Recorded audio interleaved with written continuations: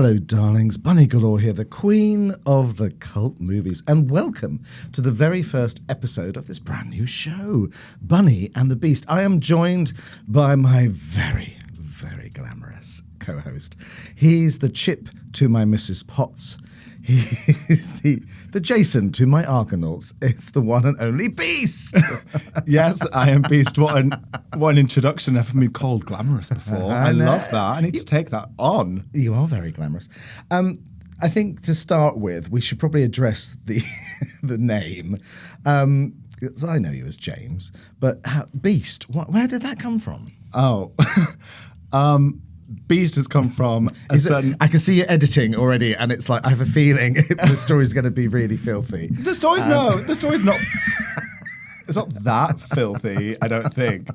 It was just friends over years have just been like, oh, you're just such a beast. Like, you walk into stuff all the time. You're clumsy. You're like a bull in a china shop. It's like, you're right, Beast. So I just went... So, like... Bunny and the Beast, it just rolled off the tongue. Well, when you suggested the title, I thought, that is genius. I love that. There is a brain in here somewhere. It's hard to find, but it is there. Yes, so if you're watching us on YouTube, or if you're looking at the thumbnail for this podcast, you will be aware that James is very physically fit, and you work very hard at that. Do you find people always think that you're going to be one thing and you're not? Yes. Yes, is the short answer. Literally, didn't even think about it. I think it is a thing that can be quite intimidating to a lot of people, especially in gay community of like a body image is massively a big issue. Like we are going to probably get onto this later on today, actually, from what I've been researching. And it used to happen before, like a few years ago, it would be people going like, oh, you're actually really nice. It's like, yes, of course I'm lovely nice. Of course I am. Compliment, isn't it? It's like, you know what, you're actually a really nice person. I was like, well, yeah, because I was raised. Like... Well, exactly. I think that's it's weird, isn't it? Because my brand has always been not skinny. It's, and kind of quite empowering, as Bunny Galore, kind of empowering in that way. And I think it makes me look better as Bunny, really. But as me, it's different because you do feel those pressures of the gay scene and everything. Mm-hmm. But yeah, such fun. So Beast. So Beast, yeah. Bunny and the Beast. Bunny and the Beast. Well, welcome. And one day, Bunny and the Beast will feast, I'm sure. But it is our first episode. Yes. So we're just going to get a bit of ASMR going because I love this sound. Oh. Cue it flying off and hitting me in the face. I'm just going to lean back. Yeah, do. It's not going. Oh. Isn't that just the best sound ever? Oh, well, you know how to treat a lady. So, exactly. For anyone on the podcast, that was a real cork popping then. Thank you. You're welcome. We're going to toast the very first episode of much mischief and mayhem. I'm sure that will ensue, and very sore and ensue. Cheers, Bunny. Cheers. A little quick drink. Here we are, just putting the world to rights and being absolute Prosecco's on the... It's 5 o'clock somewhere. Exactly. I think probably in Tahiti right now. So we should introduce ourselves a little bit. My name is Bunny Galore, the queen of the cult movies. I am a drag queen from London. I am best known for hosting the TV show Movie Nightmares, which is a late night show where I host terrible, terrible movies on Late Night Sky. Well, they are pretty terrible, I have to say. I have another podcast as well called Horror Motel where we review horror movies. Get that plug. I know, yeah, exactly. I feel like I'm cheating on Alison. Oh my goodness. This is very nice to be in a studio together, actually, I have to say, because we have to record that. Alison is based in Manchester, and also she's usually all over the place gigging, so she's in Canada at the moment. So this is very nice to be in the studio with you. Thanks for having me. I am part of the Dame supergroup, pantomime supergroup, Dame Nation, that did Britain's Got Talent last year, which was a lot of fun, completely crazy last year. So I'm quite well known for pantomime as well. And I'm kind of, I suppose, not an influencer is a horrible word, isn't it? But an expert in pop culture and cult TV and cult movies, I guess. But we're not going to be talking about that on this. We're going to be talking about life in general. And James Beast here is a fairly new friend. We've met a little while ago, and we hit it off amazingly. And We did. We met in the Old Compton Brasserie. Yes, Favourite we place. did, We love yes. that. I am usually found, if you believe my Instagram stories, boys and girls out there, I am usually found under a table sometimes at Old Compton's Brasserie with a plethora of beautiful men around me, and of course, James. Plethora? Yes, a plethora. It means Whoa. like a smorgasbord. This advanced vocab. I love that. know. And James is one of those. And Never been under the table with Bunny. I'm just going to put that out there. Yeah, let's put those. She's like my mother. Yeah. And he's like the son I never wanted. So there we go. And we bonded ever since then, haven't we, really?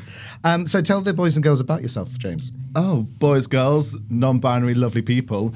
Yes. Yeah, James Colebrook. But you're just going to call me Beast for the entire time. I'm trying to think, where do I start? I'm an actor. I do a little bit of modelling here and there, but Instagram modelling, like... Oh, yes. I can hear the ears pricking up and down the Literally. country. Modelling. Is it? What websites will these be on? Not the ones you're thinking of. No. Each to their own, not for me. Thank you. Oh, no, it's a bit too much like homework trying to do that every day. Oh, literally. And I'm also a fitness instructor and a personal trainer. So you can see me like jumping around a studio, trying to make people sweat, having a good time, and going, come on, Linda, squat as low as my standards. I'm like, lower, come on, they're not that high, keep going. A lot of them have been very kind to me. I'm like, no, my sons are on the floor. Get down there, bitch. My glasses are actually steaming up. It's actually quite warm in here, actually, because summer seems to have finally arrived out there. So I'm looking forward to all of James's Instagram posts in various lessening degrees of clothes, I have a feeling. It's Clothes will always be on in some degree. What degree, I do not know, but that will come with the day, I'm sure. I can hear a sigh of disappointment across the country now. No, it's true. I'll add that you're- to a soundboard. Yeah, you're really good on Instagram. I think your humour with everything, you never take yourself too seriously. Because I think it can be really intimidating when someone, to be honest, I have a lot of friends that look like you, who spend a lot of time looking incredibly in shape. All of them are quite sort of surprisingly fragile, I think, and you might think they've got this big ego, and they really haven't. But what I love about your, so I think that a lot of that tough shell that they have is projection, and so it can come across a little bit hard, I guess. Hard in the sense of a hard shell. Before we say anything else.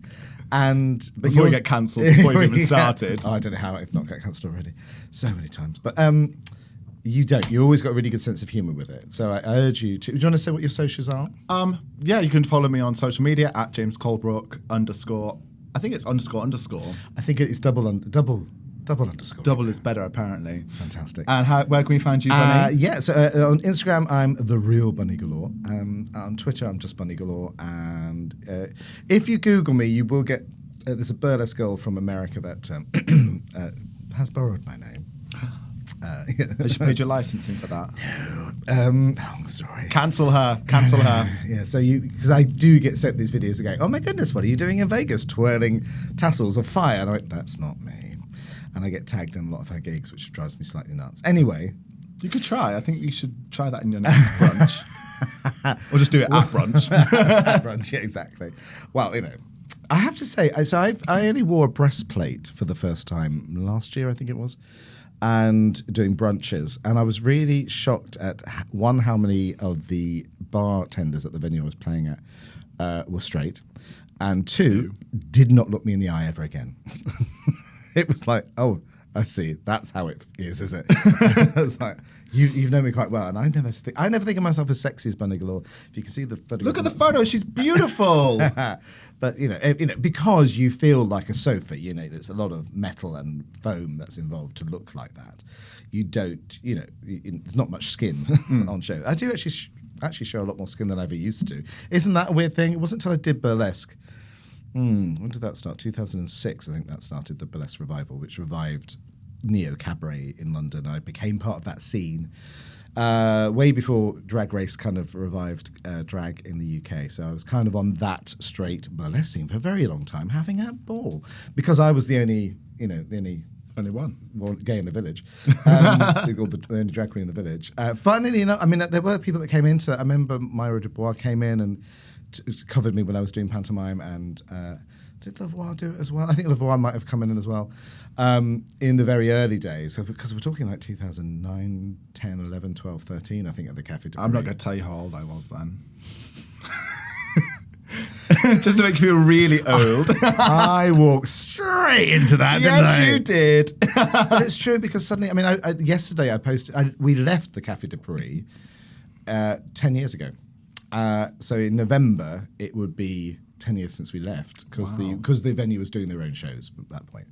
The show, Wham Bam, the show I used to do, carried on for a very long time afterwards. And we did a UK tour in 2018. That was kind of just before the pandemic. Of course, things have changed since then. I think the fashion's changed slightly as well since then. So yes. Oh yeah. Also, yeah. There we go. I was known for burlesque shows as well for a long time. So I've been around since everything here in Vauxhall was trees. I've been here for a long time. You've been in here since it was a galaxy far, far away. I know. It's very. Oh my goodness. Yeah. Actually, things that we've been doing lately. I went to a Star Wars convention last weekend for the Easter holidays, the Star Wars celebration. I had the best time ever, and I wasn't really feeling it. I think I'd not slept very well the night before, and I think so. I perform or I host things at conventions and Comic-Cons and film festivals, and horror-cons and all sorts of things. But I do like to go to them as just a fan. And I went with my friend, photographer Joel Ryder, and he's. I think we went to a proper Comic-Con late last year, and it was this is his second, and he was super excited. So he was cosplaying. He met two of his friends who were also cosplaying. I was in civvies, like I am now, and they were being stopped for photographs every 5 seconds, and it was actually really quite nice of me to go, I'll take the photograph. It's fine. And it weirdly, when I tagged a few people, they clocked who I was, who I had the photographs with. They went, "Oh my God, you're Bunny Galore." And I went, I'm so sorry. Yes, I am. I'm so sorry for this encounter. I'm so sorry. Yes, I am. Yeah, all the rumours are true. You didn't fancy dressing up like Slave Princess Leia, though? Well, that was the thing. I never cosplay as Bunny, and I keep on thinking I probably should, but it's hard to, because if I go slightly off brand, people don't quite get it. I remember wearing a slightly different colour wig to one day of a horror convention, and some people, the driver didn't realise who I was because it's like, oh my God, you're not the normal. Yeah. In fact, in the photograph you can see behind us here and on the thing, I'm actually redhead, which is quite rare, I have to say. Yeah, you're a blonde bombshell. Yeah, it's funny, isn't it? I went for a stage of going like, comedy queens should have coloured hair, and like Nina West and Bianca Del Rio, obviously. And I got all these different coloured wigs, and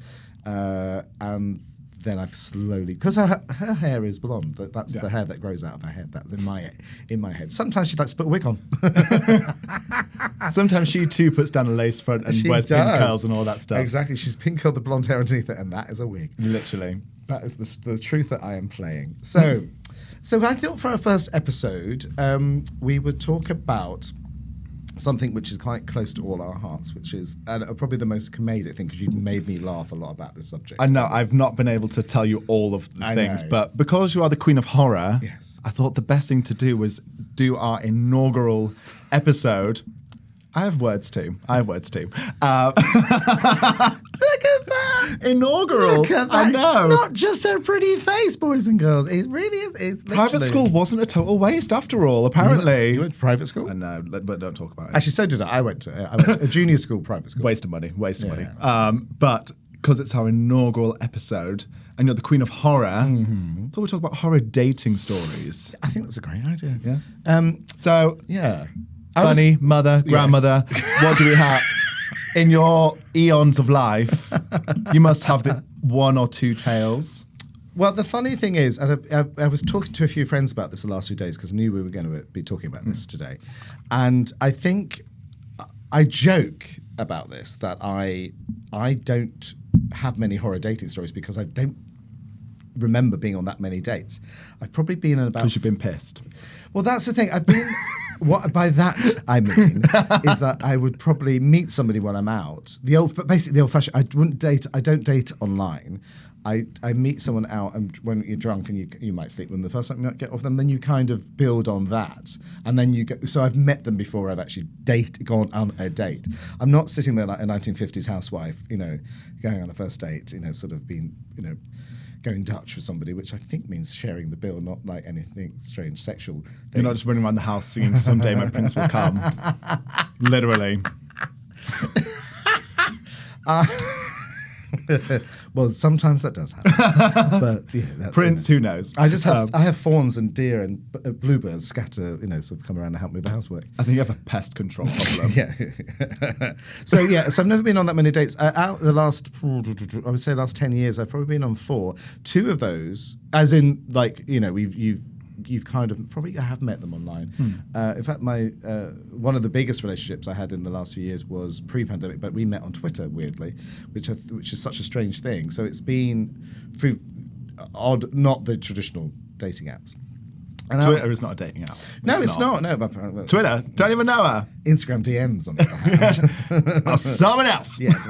So out of those 4, actually 2 of those turned into really big relationships. And, I've been lucky. I've had about 5 or 6 loves in my life, I guess. Those big ones. I've had a lot of other boyfriends where I'm just trying to forget them. But but they weren't the loves of my life. So I don't have any horror story, apart from like those other 2 that weren't big relationships. Were just like, They were just like, oh, okay, that's not going to work, is it? And that made me go, well, that proves a point. It's like you shouldn't meet people online and kind of go, and try to make magic from a basic like a LinkedIn profile. It's I don't get how people, but apparently, maybe I'm doing it wrong because that's how everybody does it now, isn't it? In the past, have you done online dating? That's the only way I've known how to date. So I've not done any, because I'm so young. This could be a running theme. Yeah, it's fine. I walk into these shows and I make fun of it. And look, I'm 52. I'm 53 this year, and I look freaking amazing. You look stunning. That's just by, I think, having really oily skin as a teenager. And the oil is running out now, I have to confess. Just like the world. Yeah. Which is a sad fact of life. But That's very true. Yeah, I've not done the whole meet someone in a bar, go home, and then blossom a relationship. I've literally sat on the phone and swipe, scroll, or DM, and it's funny, isn't it? But I get it. I totally understand. And I've kind of been sucked into that world. Choose my words carefully, though. I've kind of been sucked into that world. But I was asking my friends who are in their 20s or early 30s, and it's all the same because that's the era of that. But I think it's still, therefore, can be quite disastrous. Oh, no, without because a doubt. You don't know who you're meeting. I know if you meet someone in a bar, you don't know who you're meeting. But you can at least, there might be a serial killer. Or they don't know who I am. Shh, bodies are buried. So you set yourself up for possibly disaster. Have you had any big disasters? Apart from my life, apart from my life being a disaster, there was only one that really stuck out to me. It was when was it? It was probably about a year and a bit ago, like a year and a half ago. And you know what? I just came out of a long relationship. I was like, I'm going to find a man and I'm going to look great and this, that, and the other. And I was like, okay, I'm on the apps, blah, blah, blah. Okay, it got very boring very quickly. But I met this one guy. Let's call him John, because that was his name. So if you're listening, John, we still got your number. Child psychotherapist for the NHS. A child psychotherapist? Yeah. Okay. So that's dark. I know, right? That's really but I'm like, oh, this psychotherapist works with children. Like, not that I want kids, but okay, can appeal to my intelligence level. You can hear the silence. Literally. Crickets. I was like, oh, psychotherapist, he must have his shit together. He must be quite level-headed, da-da-da-da-da. And we're like, we go to a place called the Port House on the Strand. It's one of my favourite places to go. Oh yeah, no, I do. Yeah, I know that. Yes, So if I I've do, taken you to yes. the Port House, sorry, I've taken a lot of people there. Well, not a lot, but we went there and everything Is was that like, is that your moves? oh, for me, moves, I'm like, I feel so awkward to be like, do something. And I remember doing this on the date, like, we were like chatting and it was all, drinks were flowing, laughs were happening, blah, blah, blah, blah. And I just remember doing like this. And he went, what are you doing? So you went to put your arm Put my around arm him. around him or like do this, like touch his arm. And he was like, well, what are you doing? But that wasn't the problem. That wasn't even the red flag. The red flag was... That's not the red flag. No. The red flag is I went to the toilet and came back. He was still there. He didn't leave me. And he literally gave me a psychoanalytical assessment of my mind and my life that through literally point A, what you do on social media is toxic. Point B, it's never going to make you happy. Point C, you should really sort your own shit out before you go out on dating apps. And literally went boom, boom, boom, boom, boom. And I went, okay, well, thank you for this. I'm going to go. And we walked to Charing Cross together and we like gave a little hug goodbye. And I was like, okay. I would have kicked him in the shins that Yeah. and hugged him goodbye. But then, Bunny, this is where I mess up. Oh God. Well, it's not that I mess up. It's that he texted me that night saying, After the date. after the day. Same night. but Same after the same date. night was just like, I shouldn't have done that.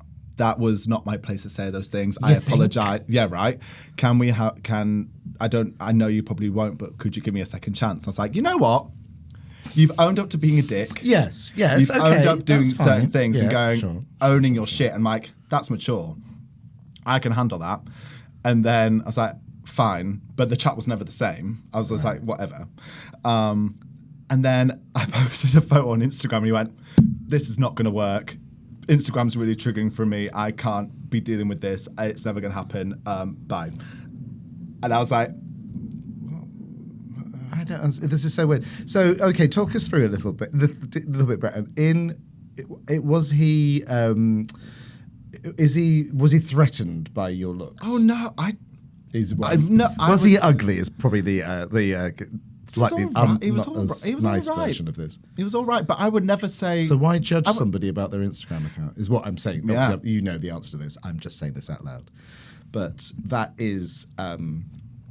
That's like someone. I mean, look. As a drag queen, I come from an era where before drag was sexy or fashionable.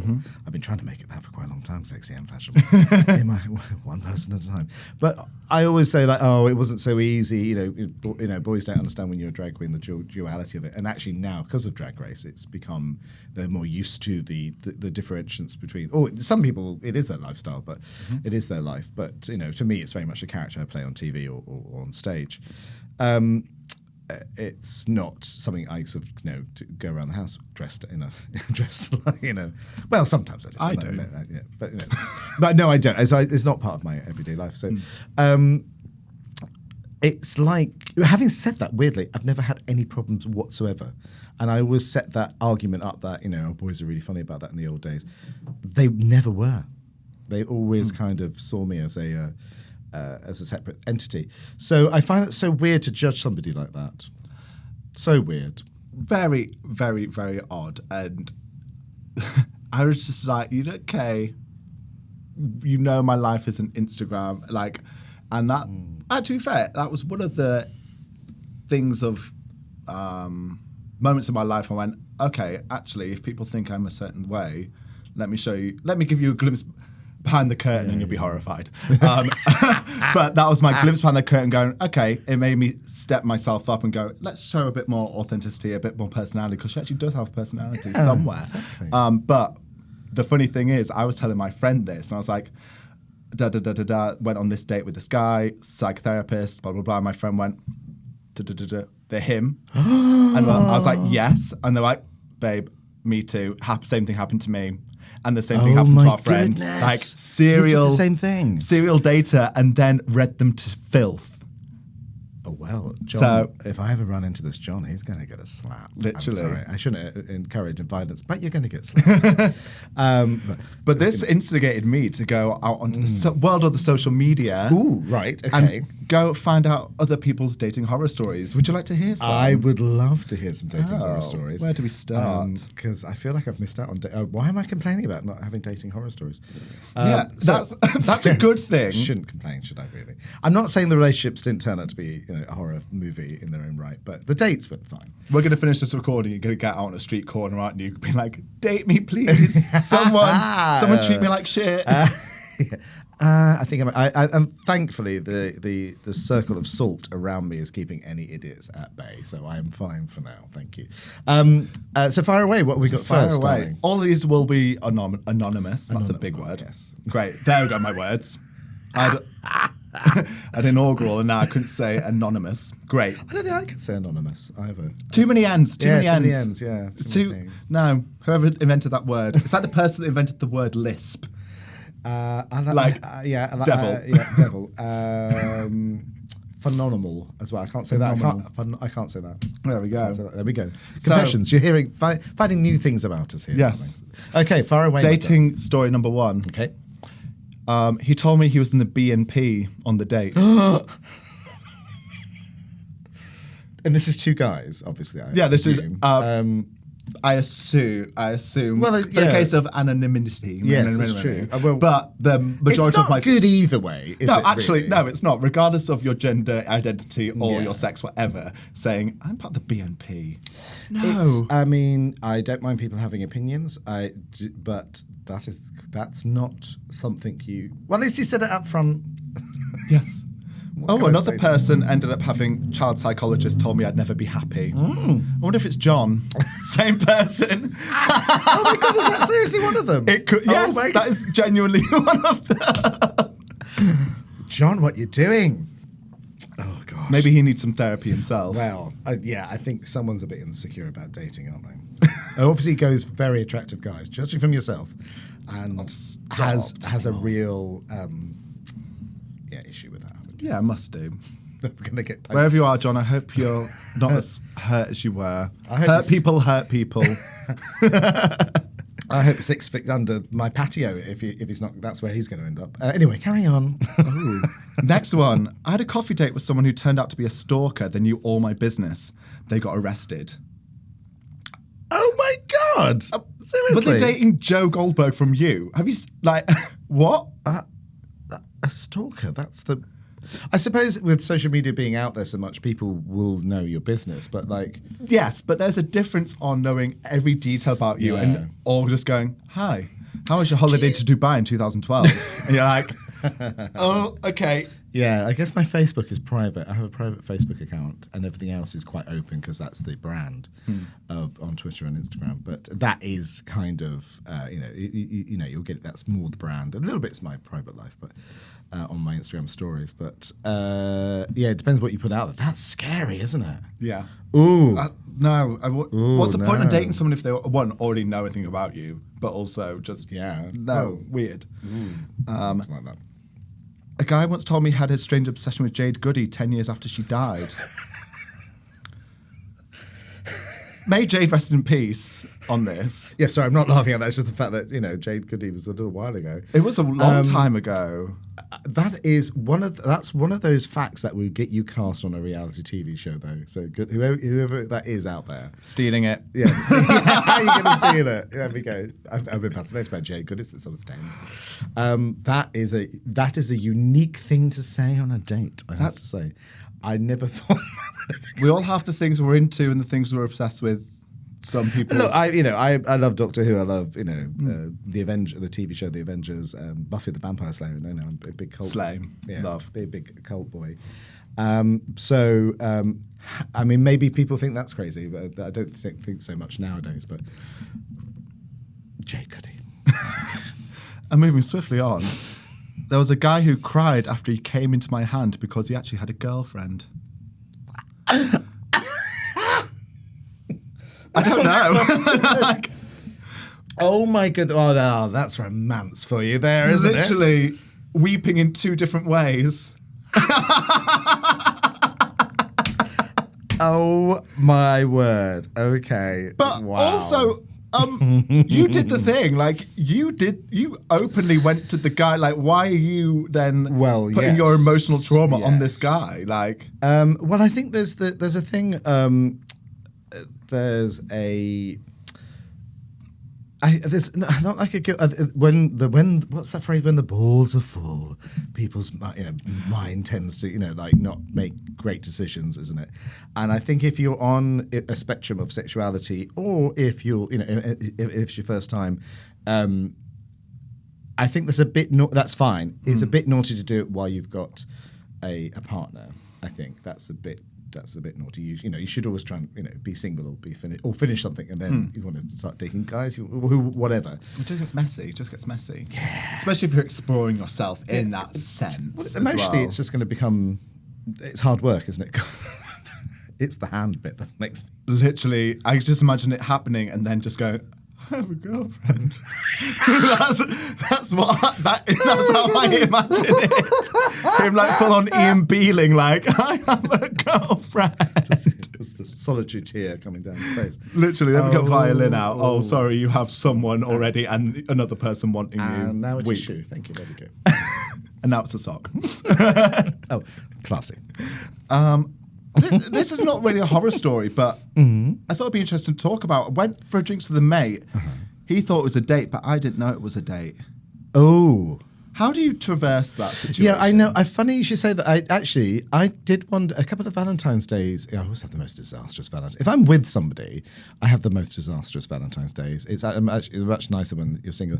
I did have a meeting with a photographer on Valentine's Day a few years ago, and I can't remember who that was. But and halfway through, because maybe it was because we were surrounded. It's like that scene from Sex and the City, the movie, that you with Miranda and Carrie. That you're just surrounded by love, and it was a bit like we're chatting about the shoot, and then halfway through I went, what? I think maybe I was reading into it a little bit too much, but halfway through I suddenly went, is this actually supposed to be a date? But he was complaining about his ex a lot, so that usually means it's a date. Probably. Being like, this is what triggers me, don't do this. Yeah, I think that's what set me off a little bit. It was like, I feel that we... yeah, strangely, that has happened to me. Yeah, I've forgotten all about that. Oh, it's like... You see, podcasting is cheaper than therapy. There we go. That's why we started this. 5 minutes to a first date, he asks me how often I masturbate so we can gauge my sex drive. Wow. I mean, talking about going in deep, that's literally straight in the deep end. I mean, I guess after a few drinks you might get a bit frisky, but gosh, that's quite up. I mean, in the cold light of day, it sounds a bit like how many times do you touch yourself? It's a little bit creepy. Especially when you say it like that. Yeah, exactly. That's what I'm going to be doing from now on. Exactly. How many times do you touch yourself? Exactly. That is. I'm just going to send that as a voice clip to you every day now. Please don't. My life's a nightmare enough. Thank you. Oh, challenge accepted. There we go. Wow. Okay, that's quite a lot, isn't it? And also, I don't think that's particularly a sign of sexual prowess, particularly. No, because if you're hungover, if you're ill, if you're bored. Like, just calls. Like, I knew it wasn't going to be very hard to get his number out. No. I knew that was just going to take a slight poke. Of like, so what do you think about the sunshine? Oh, I masturbate 8 times a day. Bang. What's your favourite colour? I knew it wasn't going to be fun. Well, good for you, darling. Good for you. But also, I think on a first date, asking someone's like that. I suppose if you're like really being like, okay, I'm not a massively sexual person, but if there's someone you're wanting to enter a partnership with, you'd have that conversation going, I'm never that up for it, or when I am, I'm really up for it, and it's like, but that's all what it's like working out with a partner. But I wouldn't say, oh, you wank that many times a day, we're never going to get on. Yeah, because it sounds like it's slut shaming, doesn't it? Yes. It doesn't sound like, oh, we will get on really well because we both like sex a lot.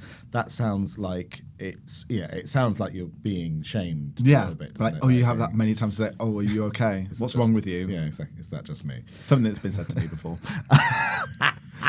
moving swiftly on to something I've not done before, and I hope Wow. I hope no one listening has done this. Right. Okay. A guy. I'm gonna trigger warning. I'm going to swear.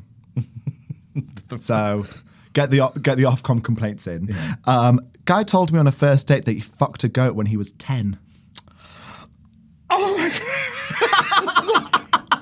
Oh my god! Oh my goodness! These could all be lies. That could be a lie, I but a lot guess, of these but- could be lies. But I'm Oh. trusting in the goodness of strangers that they're going to be honest with me. Who is following you on Instagram and they are mine? Weirdos. Yeah, and I love each one.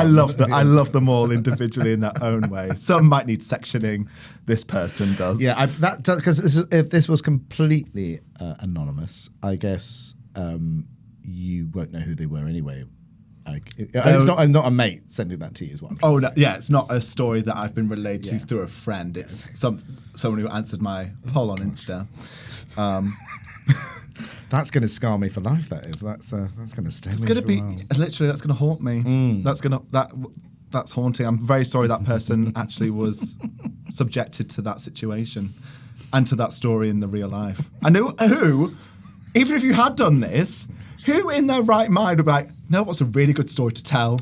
You know what? I'm really going to tell a complete stranger on the internet. I'm going to say. You know what I'm this. going to tell on this someone who I want to go on a date with? I had sex with Oh, a it was goat. on a date. It was on a date. No, he was. Fixated on the wrong part of the sentence. Then. I Oh. just remember the goat, and I forgot that's actually on a date, Yes. isn't it? Back to the theme. No more back- Prosecco for you. Yeah, exactly. I'll have. Gosh. So okay, that is. Yeah, that's a lot. That's a lot. We're probably running out of time. So, do you have one Oh. favourite that we can finish with? Oh, I'm going to go for. Oh, there's 3. I'll do all 3. Okay, So, so I mean, 3. to be fair, this is our first date anyway. Exactly. As a podcasters together. So So I think in we know third the results. place. Third place. Third okay. place of the girl who said, "Tell me what you want, Daddy," and he said to her, "A taxi." No one's calling me Daddy. No, absolutely not. Well, unfortunately, I slipped into that casting bracket quite a while ago. It's a very strange thing to hear. I'm a bit like, the first time I heard Emily slap somebody, I was like, why are you saying that? I don't enjoy that, but I understand. Nowadays, to be fair, you actually fall into this casting bracket because if you're 26 and with a beard, people call you daddy. Because it's more of a dominant thing, Yeah. I think, rather than being an actual... Yes. Going up with an older guy, which I'm still very grateful people are into that. So, anyway, moving Second swiftly on. place, we have he described his type as his brother, both in looks and personality. Say that again. This guy was on a date. The date said to him, his perfect type is His own brother. he described his type as his brother, both in looks and personality. Right. Okay. That is a little bit disturbing. If he's What in the talking- Jaime and Cersei Lannisters going on? Good It's not going to work. Thank you. It's not going to work. You don't look like my brother. No, that's gross. I'm an only child, so I don't know how that. I don't have brothers and sisters. I'm pretty sure that wouldn't be on my bucket list. I would not want to date anyone who looks like any of my sisters No. or my brother. Or no. Do you ever date people that look like you? I got accused of this with one of my exes, like going, one friend went, you really look like each other. And he's a really hot, muscly blonde. And I'm like, thank you for, and also, thank you. thank But you. also, are you mad? No. Because I was like very flattered, but I was like, I guess perhaps more in spirit and kind of facially maybe perhaps as well. But I think sometimes we sort of do, especially guys, I think this is different. I think you kind of can lean into that. I think from what I learned from my date with the child psychologist is that is that you do end up making attachment to things that seem familiar. Yes. So that's why when that's people true. say like they fall in love with their parent or they fall in love with someone who looks like them or they find a face shape attractive, it's because they're most used to seeing that face shape. I think there's some truth or, in that, yeah. Or hence why if you had an absent dad, everyone's like, oh, someone's going to be my daddy. It's like, no, Have you they're been not. going through my contact list? Anyway, moving on. And then the top one, speaking of dads, this is from my dad. It's not from my dad.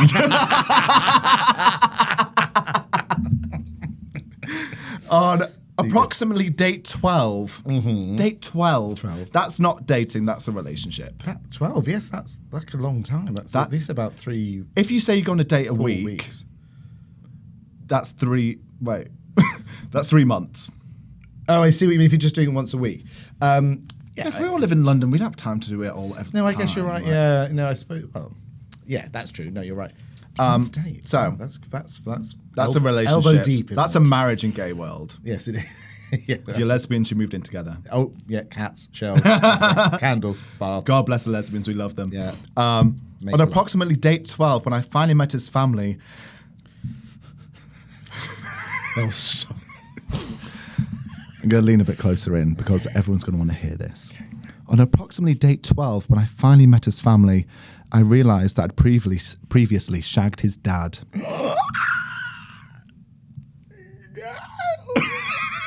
Oh my God! That's like a TikTok video, isn't it? In itself. Literally. Going, this place looks familiar. No. Talk about who is your daddy. That literally is like. Oh my God! I hope that's true. I hope that's true because I hope that is a that's true, brilliant because it's story, such a great but story. also very traumatizing for that Also, person. really traumatizing, and I would have loved to seen the dad's face as a reaction. It just reminds me of like the first series of Euphoria. Yes, it does. It sounds like something Russell T Davies should write this. Yes. Or has written this. I'm sure this feels like a This feels very him. Yeah, very him. Maybe it was Russell. Maybe I it can was go back through it. It's not Russell. I know that's not Russell. But there was one thing I wanted to touch on. One more. Right, If we okay. have time. Yes, if we I have think we time. do, Yeah. Then one person. This was not a date. It's not so much a date, but a grinder hookup. He went to a guy's house and the guy said to him, I was too fat and that I had to leave. This was after I was half naked. Oh my God. That is Vile. That's despicable, really. absolutely horrible behavior. Yeah. And Look, I know if you that's the trouble with online dating is you don't kind of and this is the problem with it because we've got to meet people in person, but and the trouble with that side of dating where it's like sexy time dating, it is just all about the look. It's not about the personality as much. So you are leaning into that world of being judged, I guess. But to do that, just don't say it like that. Just don't, and also not when someone's half naked. Literally- That's going to traumatize somebody.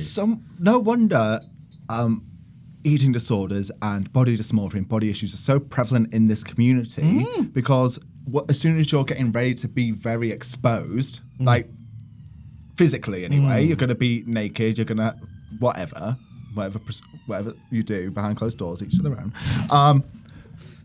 can take for each person a different routine, a different level of talking yourself into it so that you work yourself into something and then to be like, okay, I'm ready for this. To go home, you're too fat. Oh, That is a vile human being right there. That's a vile human being. If they're not what you're into, fine. If they're not what you're into, fine. yeah, but if they've sent the photographs that are face tuned or whatever, and it's not the person that walks the. You kind of have to have that conversation when someone walks in the door, just to go like, "Oh, okay." I don't know how you'd say it, but don't do it at that point. no, not at that point. I'll think of something different. Just by when they come in, just have a chat. Have a chat, have a yeah. chat. Have a prosecco. Yeah. Have a prosecco and just go. Oh, actually, your pictures look different to what I imagined. I'm not really feeling this anymore. I'm really sorry. Before you've led them on feeling like they're going to get laid. Yeah, because by that point you've obviously been kissing, you've obviously undressed, so it's quite at a. That's literally at judging somebody with the clothes off rather in clothes on. Because clothes on it was okay. So why is that a problem with when someone takes their top? Oh my goodness, this is so triggering. You know what? I don't think I've ever felt comfortable taking my top off on the beach. Isn't that weird? It's one of those things. It's and maybe when I was young, I was and I've been all sorts. I've been bigger than I am now. I've been skinnier than I am now. And it's. But I never feel very comfortable about that. That's so strange. I've one basis, or maybe two or three, 6, 7, 8. Tuesday. No, Tuesday. Then this morning. No, I wish my life was that exciting. Different, but publicly, I never felt very comfortable with that, and I still don't, no matter what I look like. It's funny, isn't it? So that I really feel that. I really That feel really- that. That's really annoyed me. It's really annoying. It really upsets me to think that someone doesn't have a. Obviously, you give consent and this, that, and the other, but for someone to get rejected like that Yeah. is absolutely awful. And it's like, hang on. Yes, okay, you're just doing it for the physical side of things, but there's a human being there. There's someone with a soul, someone who has emotion, someone who has feelings, and that's no thought or consideration of how they feel. And I'm such a big believer on that. Your body's your body, but it doesn't define your happiness. No, And that's very true. which okay, when I've a client or this that, and the other, they go, when I get a six pack, everything's going to change. Everything's Well, going to change. yeah. And Yeah. this is kind of like me That's the saying thing, isn't it's it? kind like ignore the photo because that's lighting and contouring and makeup shit like that. But You're talking about me there, aren't you? yes, of course. Not me. I'm all real. No, you are. Really. Yeah, but- you really look yeah. like that. You do look like. I'm not Obviously, AI. You know, but like, but for with the high key light, always standard and good lighting, obviously. yes, without a doubt, and maybe a filter thrown on top, like we all do in this day and age. That I can't really say to someone going, abs don't make you happy, because they go, well, you got them. Yeah. And it's kind of like me. Imagine if I was a rich person going, "Oh, money doesn't make me happy," and I'd be like, "Bitch, I'd Well- rather cry in my Ferrari than on the bus." But it's so true. Like, no wonder we have such issues with our body and thinking our body as currency in the gay community. Be like, "Oh, your worth is this because you've got this many abs." It's bullshit. I've Well, if you- dated people yeah. who have abs, people who don't, this, that, and the other. And actually, the ones that usually do are usually boring as hell because they've just rested on pretty. Yeah, They haven't had to develop a personality. Very true. My friends that have them work very hard because they're all in the industry, so they're dancers or the models, so that like yourself, it's kind of they're always that's part of the brand because that's what they're doing for a living. It's a bit different than doing it in real life. I think if you're working in an office, you look like that. I think that is a bit narcissistic, because it takes a lot of work. If you want to look like that, of course, that's great, fantastic. Don't make it your personality. Please don't make it your personality. Do some self work. So there we go. We've gone an elbow deep, haven't we, darling? And it's Today. only Monday. And it's only this one we're Monday. filming it. Yes, it's Monday. It's a Monday in April while we're filming this and recording this. It's been great fun. I've really enjoyed episode one. me too. How was your first podcast? Oh, yeah, she's not a virgin anymore. Oh. It's fun. No, it's been great fun. I loved it. It's been great here at the Vauxhall Podcast Studios. It's been really fun. I really like it here. I think this is going to be we're going to have a great time. So come back and join us next time with more silliness and frivolity. And from me, Bunny Galore, goodbye. And from Beast.